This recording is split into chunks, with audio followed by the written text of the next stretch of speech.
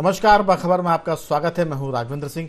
बाखबर में आज हम बात करेंगे मध्य प्रदेश के डॉक्टर मोहन यादव के मंत्रिमंडल विस्तार की अटकलों के साथ साथ हम इस बात पर फोकस कर रहे हैं कि विस्तार के बाद क्या होगा। विस्तार के बाद सत्ता के प्रसाद के रूप में, सत्ता की मलाई के रूप में जो निगम मंडलों के पद होते हैं, जो विकास प्राधिकरण होते हैं, जो सहकारी साख समितियाँ होती है, सहकारी बैंक होते हैं और उस बैंक में संचालक मंडल होता है।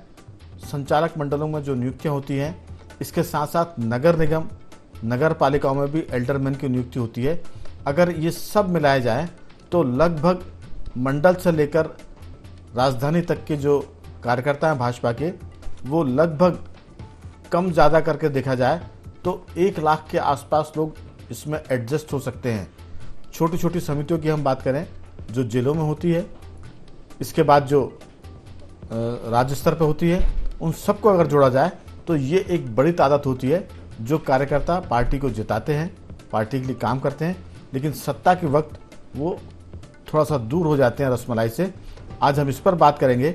मंत्रिमंडल पर तो सबकी निगाहें होती है, कौन से विधायक को मंत्री बनाया जाएगा, फिर ये भी होता है कि किस मंत्री को कौन सा महकमा दिया जाएगा। लेकिन वो जो बेचारे कार्यकर्ता जिताने में लगे रहते हैं अपनी पार्टी को या अपने विधायक को, वो निगम मंडल की तरफ आशा भरी निगाहों से देखते हैं, वो सहकारी बैंक की तरफ, सहकारी संस्थाओं की तरफ, और उसके बाद नगर निगम में जो एल्डरमैन होते हैं। ये बहुत सारे हैं, इस पर हम विस्तार से बात करेंगे कि आखिर डॉक्टर मोहन यादव के मंत्रिमंडल विस्तार के बाद क्या निगम मंडलों में, प्राधिकरणों में, सहकारी साख समितियों में और सहकारी बैंकों में भी कार्यकर्ताओं को तवज्जो मिलेगी। सत्ता में उनको भागीदारी होगी, सत्ता का प्रसाद होगा या सत्ता की रसमलाई, जो भी आप शब्द इस्तेमाल करना चाहे वैसा कर सकते हैं। आज इसी पर विस्तार से बात चर्चा में जुड़ेंगे। हमारे साथ स्टूडियो में बैठे हैं हमारे पत्रकार साथी योगीराज योगेश जी, स्काइप पर हैं हमारे पत्रकार साथी गौरव चतुर्वेदी जी, मध्य प्रदेश और उत्तर प्रदेश में पत्रकारिता की जो जैसे कहते हैं धाक जमाने वाले संदीप पौराणिक जी, और टेलीफोन लाइन पर हमारे साथ रहेंगे हमारे चौथे पत्रकार साथी रघुवर दयाल गोहिया जी, जो ग्रामीण पत्रकारिता और कस्बाई पत्रकारिता के एक तरह से मुखिया या जनक माने जाते हैं। उन सब का मैं स्वागत करता हूं। चर्चा की शुरुआत संदीप जी आपके साथ करने की, अगर आपको मेरी आवाज़ सुनाई पड़ रही है तो। आवाज़ सुनाई पड़ रही संदीप जी? आ रही है रघुवीर जी। दरअसल मंत्रिमंडल विस्तार की अटकलें, अनुमान सब लगाते हैं, हर विधायक कोशिश करता है। 2 उप मुख्यमंत्री बन गए हैं, 1 मुख्यमंत्री हो गए, तो 3 विधायक यहाँ ऐसे हो गए। अब बाकी 2-4 दिन में ज़रूर, वैसे तो संभावना है कि 1-2 दिन में ही मंत्रिमंडल विस्तार हो जाएगा डॉक्टर मोहन यादव का, लेकिन हम उससे एक कदम आगे बढ़कर कोशिश कर रहे हैं बातचीत की कि निगम मंडलों में, प्राधिकरणों में इस तरफ भी हज़ारों की तादाद में ऐसे कार्यकर्ता जो बड़ी उम्मीद से देखते हैं, और कई बार तो पूरे 5 साल गुजर जाते हैं और निगम मंडलों के पद खाली पड़े रहते हैं, और सत्ता की रसमलाई वो अधिकारी उसका उपभोग करते हैं जो जब नौकरी में आते हैं तो 30 साल तक तो वो इसका इस्तेमाल करते हैं।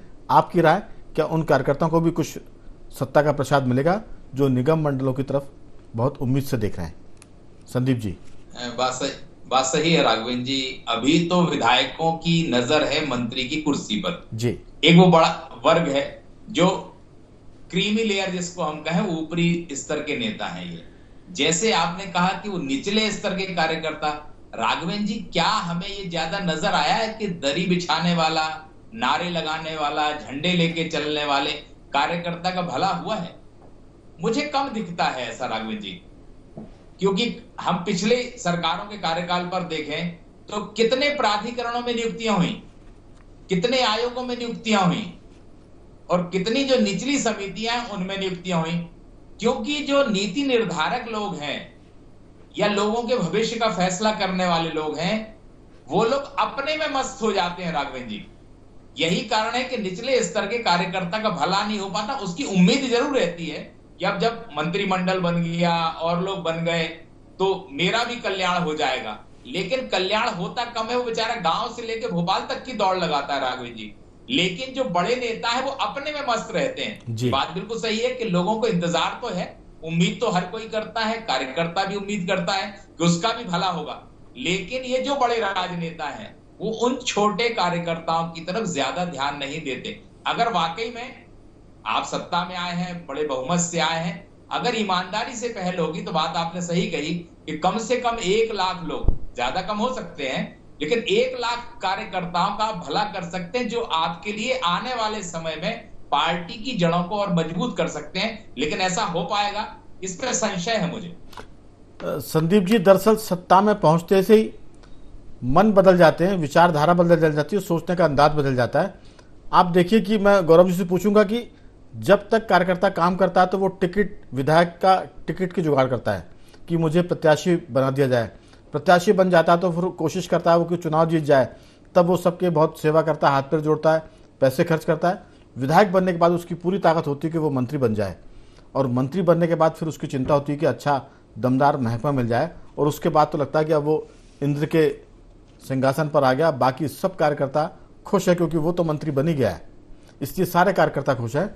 और उसके बाद एक धारणा और गौरव जी बन जाती है कि अगर हम कार्यकर्ताओं को पद दे देंगे तो उस क्षेत्र में, उस जिले में जो प्रतिस्पर्धा है वो बढ़ जाएगी। जिसको हम लाल बत्ती देंगे या जिसको हम निगम मंडल का अध्यक्ष बना देंगे, उपाध्यक्ष बनाएंगे, विकास प्राधिकरणों का अध्यक्ष उपाध्यक्ष बना देंगे, तो फिर वो खुद में मस्त हो जाएगा और बाकी कार्यकर्ता उससे नाराज हो जाएंगे, सरकार का खर्च बढ़ेगा, गुटबाजी बढ़ेगी। तो एक लाइन मैंने सुनी है कई वर्षों से कि अगर हम ये पद दे देंगे तो बजाय वोट बढ़ने के हमारे वोट घट जाएंगे। इस तरह की मानसिकता भी सत्ता में मंत्री बनने के बाद, मुख्यमंत्री बनने के बाद जरूर आती है, और उसी के चलते आप देखिए पूरे 5 साल, 10 साल, 20 साल कई ऐसे महकमे हैं जो खाली पड़े रहे। भोपाल इंदौर की बात करते हैं, यहाँ भी जो विकास प्राधिकरण है वो कितने बाद में उन पर नियुक्तियाँ होती हैं। तो ये सब चीज़ें हैं जहाँ जो बी कैटेगरी का, जिसको कार्यकर्ता बोलते हैं, सी कैटेगरी का हम कह सकते हैं, जो दरियाँ उठाता है, जिंदाबाद मुर्दाबाद के नारे लगाता है, गिरफ्तारियां देता है, उसकी भी मोहन यादव की सरकार में थोड़ी सी पूछ परख बढ़ जाएगी तो वो सोचेगा कि उसका भी कल्याण है। वो सुदामा जरूर इंतजार कर रहा है किसी पद के पाने का। आपकी राय? राघवेंद्र जी, आपने पिछले 20 साल में देखा होगा भारतीय जनता पार्टी के बहुत सारे कार्यकर्ता जिन्हें निगम मंडलों में या विभिन्न समितियों में एडजस्ट किया जा सकता था, नहीं किया गया, बहुत देर से किया, जिन्हें किया भी, एक कार्यकर्ता के मन में नाराजगी का भाव भी पनपा था, जो आपने भी महसूस किया, मैंने भी महसूस किया, सभी लोगों ने, पार्टी ने भी महसूस किया था। जो मेहनत कर रहा है, दरी उठा रहा है, दरी बिछा रहा है, क्या उसका हक नहीं बनता है कि उसे भी कहीं कोई जवाबदारी दी जाए जिससे वो अपने उस क्षेत्र में सर उठा के गौरव जी, आपकी बात में इसी समय बोलने का अवसर है, इसलिए मैं उसको जोड़ना चाहता हूं। दरअसल उसकी वफादारी को, उसके समर्पण को गुलाम मान लिया जाता है कि वो वफादार नहीं, गुलाम है पार्टी का। वो दरी उठाएगा, बिछाएगा, उसको कोई पद मिले ना मिले, और कुछ पद मांगेगा तो बोलेंगे मैं तो मंत्री बन गया हूं, अब तुझे क्या चिंता है। इस तरह के भी जुमले संवाद हमको सुनाई पड़ते हैं। जी, जो आप कह रहे हैं बिल्कुल सही बात है, लेकिन ये उसका अधिकार है, उसका हक है। आखिर ये पद सरकारों ने जो बनाए हैं वो राजनीतिक कार्यकर्ताओं को भरने के लिए, तो उसका कम से कम वो मान सम्मान होता है। अगर बूथ का भी कार्यकर्ता है तो उसको बूथ पर वो सम्मान मिलता है, जिस सम्मान की बदौलत वो आपकी पार्टी को वोट दिलाता है। ये आपका सोचना हो सकता है पार्टी का कि अगर इन्हें पद दे दिया तो हमारे वोट कम हो जाएंगे, लेकिन आप यहाँ ये क्यों नहीं देखते हैं कि अगर किसी लड़के ने मेहनत की और इसे अगर हमने ऊपर उठा दिया तो इसके नीचे जो बाकी कार्यकर्ता है वो भी पार्टी के लिए समर्पित भाव से काम करेंगे। तो ये सबसे जरूरी है और इन पदों को भरा भी जाना चाहिए। वैसे मैं 2-3 दिन के अंदर जो बातें अभी कार्यकर्ताओं के साथ, निचले स्तर के जो नेता और पार्षद वगैरह थे जिनके टिकट काट दिए गए हैं, उनका भी कहना था कि मोहन यादव जी को सबसे पहले निगम मंडलों की नियुक्ति करना चाहिए भंग कर, जिससे जो नई पीढ़ी है वो पार्टी के साथ जुड़कर काम कर सके। बिल्कुल। तो ये बहुत सारी बातें जिस पर लोग सरकार बनते सी अभी चर्चा हो रही होगी, और हम उसी चर्चा को स्वर दे रहे हैं कि आखिर वो कार्यकर्ता जो वफादार होते हैं, जिनको अक्सर पार्टियां वफादारी के बदले गुलामी उनकी मान लेती है कि ये तो कुछ भी पद मिलेगा तो भी काम करेगा, नहीं मिलेगा तो भी काम करेगा, क्योंकि ये तो पार्टी के प्रति वफादार है। रघुवर जी, आपने कितना देखा इस पूरे मामले में? ऐसे कोई मुख्यमंत्री आपकी नज़र में आए हो? अगर अर्जुन सिंह का जिक्र करें तो उन्होंने जरूर दोनों हाथों से बड़ी इफरात में पद बांटे थे और नए पदों का सृजन भी किया था उनके कार्यकाल में, तो कई नए निगम मंडल बने भी थे। तो ये स्थिति जो है, मंत्रियों तक तो ठीक है, महकमे तक तो ठीक है, लेकिन निगम मंडलों में और बाकी जो प्राधिकरण है, जो संघ है, उन पर नियुक्तियों की बात अगर लगे हाथ सरकारें कर दे तो उस कार्यकर्ता का कल्याण हो जाएगा जो बड़ी उम्मीद से और बड़ी आशा भरी नजरों से देख रहा सत्ता की तरफ। रघुवर जी,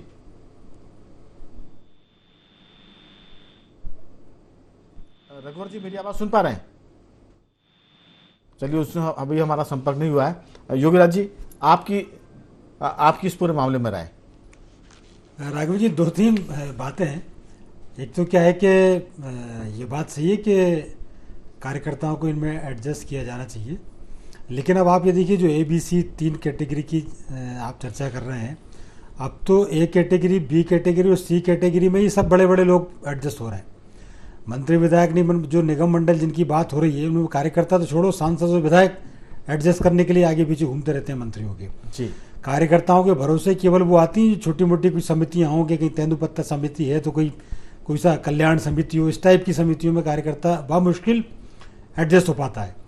बाकी तो विधायक से लेके पार्षद तक तो बड़े बड़े कद्दावर नेता लाइन में लगे रहते हैं। दूसरी एक और बात है कि दरी उठाने वाली बात जो थी, आजकल ना तो दरी बची वो, क्योंकि इतने बड़े बड़े इवेंट हो रहे हैं कि कार्यकर्ताओं को तो ना दरी उठाना का मौका मिल रहा, ना वो कुर्सी उठा रहे। लेकिन अब तो महत्वपूर्ण बात है कि परिक्रमा कौन कितनी अपने नेता की कर रहा है, वही कार्यकर्ता है। कौन कितने नेताओं के हित साध सकता है, वो कार्यकर्ता है। और एक और बड़ी महत्वपूर्ण बात है, चूंकि हमने देखा अभी मध्य प्रदेश में चीफ मिनिस्टर का सिलेक्शन हुआ, उसके साथ 2 डिप्टी CM बने और लगे हाथ विधानसभा अध्यक्ष भी हो गए। ये सब के सब दिल्ली ने तय किए और अब मंत्रिमंडल के चेहरे भी दिल्ली तय कर रहा है। तो मुझे तो ये लग रहा है कि निगम मंडल अध्यक्षों की नियुक्ति भी दिल्ली से ही होंगी। तो ये जो चेंजेस जो दिख रहे हैं, भारतीय जनता पार्टी जिस तेज गति से बढ़ती हुई पार्टी बनती जा रही है, तो कार्यकर्ताओं की सोचने वाले पता नहीं अब संगठन में कितने लोग हैं, क्योंकि जो संगठन के जो खड़ा करते थे कार्यकर्ताओं को, जो संगठन में सुनने वाले जो लोग थे, जिनको पता होता था कि नहीं है ये उस क्षेत्र का वास्तविक कार्यकर्ता है और इसको अवसर मिलना चाहिए, तो ना तो वो वैसे नेता बचे, और जो कार्यकर्ता वास्तव में जो मेहनत कर रहा है वो बेचारा वो अपनी बात ही नहीं कह पाता वहाँ तक, ऊपर वालों ने तो सुनने का काम ही छोड़ दिया।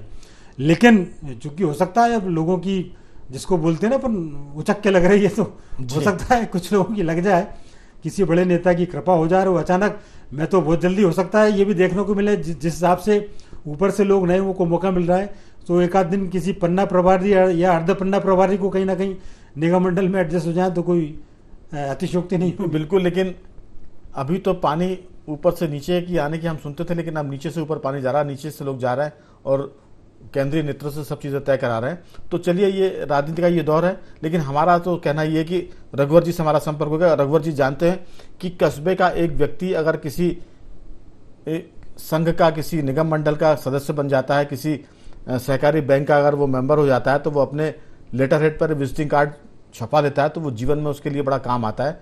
कई लोग तो उसको फ्रेम करा कर रख लेते हैं। यहाँ के लोगों के लिए, दिल्ली के लोगों के लिए छोटी बात होगी, लेकिन जो कस्बे में काम करता है, जो ब्लॉक लेवल पर काम करता है, उसके लिए किसी भी छोटी संस्था का कोई भी पद मिल जाना उसके लिए बहुत बड़ी उपलब्धि होती है। तो जो लोग मंत्री, विधायक, सांसद बनते वो तो ठीक है, लेकिन असली तो कार्यकर्ता जो जिता के लाता है, उसकी भी थोड़ी सी चिंता अगर हो जाए, क्योंकि 20 सालों में ऐसी शिकायतें बहुत मिली हैं कि लोगों ने कहा कि उनको पद कम मिले हैं, कई पद रिक्त रह गए और लाखों कार्यकर्ता उसमें एडजस्ट हो सकते थे। रघुवर जी, आपकी राय कि जो गांव का, कस्बे का जो कार्यकर्ता होता है, वो अपने आप को कितना गौरवान्वित महसूस करता है कि मैं फलानी समिति का सदस्य हो गया हूँ, फलानी समिति का मैं उपाध्यक्ष बन गया हूँ, और जब वो बन जाता है तो बड़ा उसके परिवार को, उसके चाहने वाले भी खूब अपने आप को बड़ा महसूस करते हैं। आपकी राय, इस पूरे दौर में उस कार्यकर्ता की भी चिंता की जरूरत है जो वर्षों से उपेक्षित है?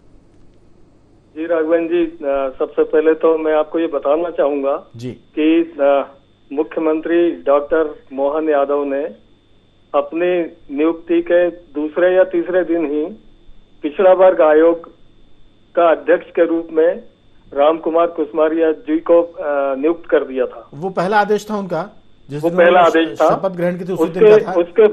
उसके बाद मैं आपको बता रहा हूँ, एक सदस्य के रूप में जिन्हें राज्य मंत्री का दर्जा प्राप्त है, सीताराम यादव, उनको पदभार दिया गया।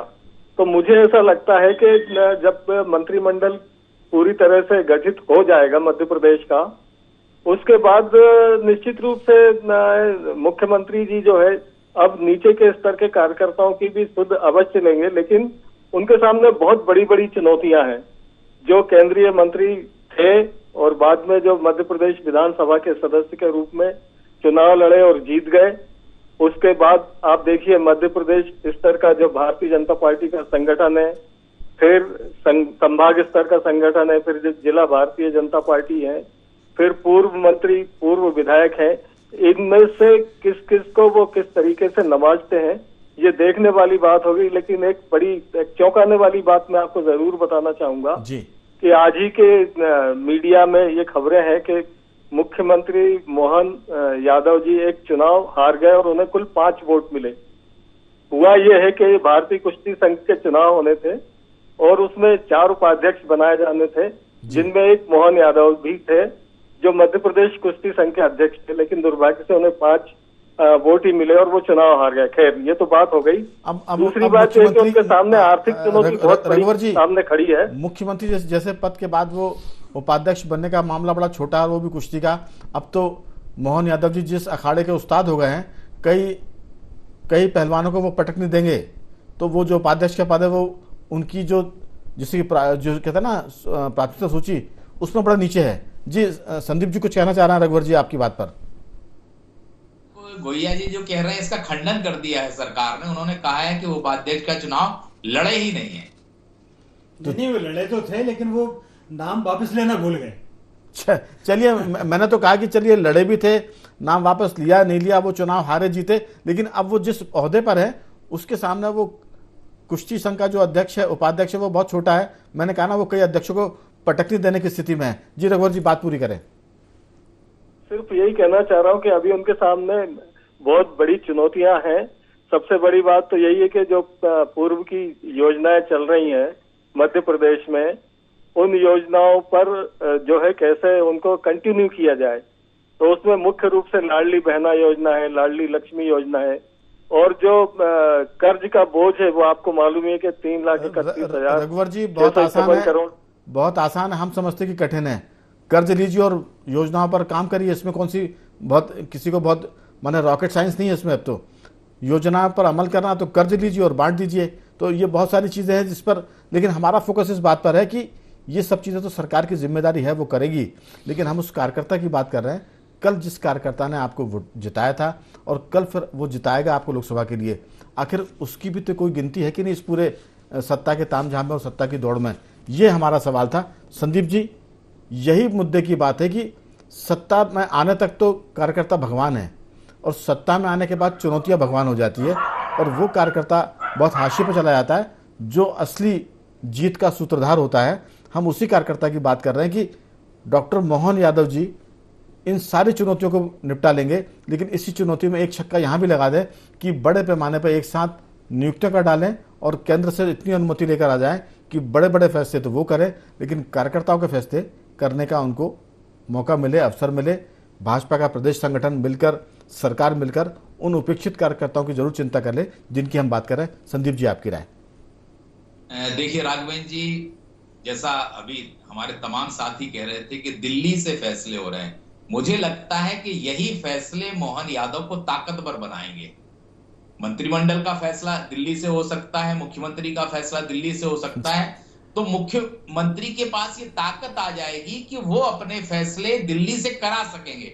मुझे ऐसा लगता है कि और हम लोग और संदीप जी बहुत चतुर जब वो हो जाएंगे, अभी तो सीधे हैं मोहन जी, फिर बहुत सारे फैसले खुद करेंगे और नाम दिल्ली का हो जाएगा कि ये तो दिल्ली ने किया था, मैं क्या कर सकता हूँ। जी मैं उसी बात पे आ रहा था राघवेंद्र जी कि मोहन यादव शुरुआत में थोड़े से सुस्त दिख रहे हैं। हो सकता है ये लग रहा है कि सारे फैसले केंद्र कर रहा है, उनकी भी राय ली जा रही होगी मुझे लगता है, लेकिन वक्त गुजरने के साथ जो चीजें शिवराज जी के साथ नहीं थी वो चीजें मोहन यादव के साथ होंगी। उनके पास एक बड़ा कवच होगा केंद्र का कि वो फैसले अपने लेंगे, केंद्र की सहमति ले लेंगे, संगठन की सहमति ले लेंगे, इतने बड़े बड़े दिग्गजों के बीच भी वो रास्ता निकाल लेंगे मुझे ऐसा लगता है। और उनकी ताकत जो बनेगा वो ताकत राष्ट्रीय नेतृत्व बनेगा। वो फैसले लेंगे और राष्ट्रीय नेतृत्व की बात करेंगे। तो मुझे लगता है कि मोहन यादव के लिए रास्ता दीगर मुख्यमंत्रियों से थोड़ा सा आसान नजर आता है मुझे। बिल्कुल गौरव जी, लल्ला खेले काहू को और नाम